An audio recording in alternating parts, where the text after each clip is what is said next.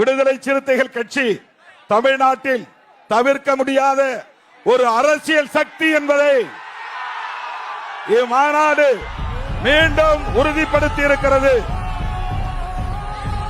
கட்டுக்கடங்காமல் இங்கே அரங்கத்தில் இருக்கிற கும்பலை விடவும், கூட்டத்தை விடவும், சிறுத்தைகளை விடவும் வெளியிலே லட்சக்கணக்கான சிறுத்தைகள் திரண்டிருக்கிறார்கள்.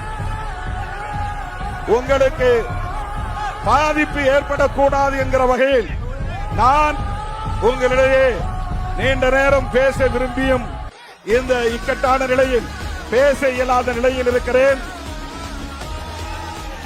என்னுடைய அழைப்பை ஏற்று வருகை தந்த உங்கள் அனைவருக்கும் நன்றி கூறி அனைவரும் பாதுகாப்பாக கலைந்து செல்லுமாறு கேட்டுக் கொள்கிறேன். நாம் இப்போது அங்கீகாரம் பெற்ற கட்சியாக இருக்கிறோம். இனி வருங்காலத்தில் விடுதலை சிறுத்தைகள் தமிழகத்தில் ஆளுங்கட்சியாக வளர வேண்டும்.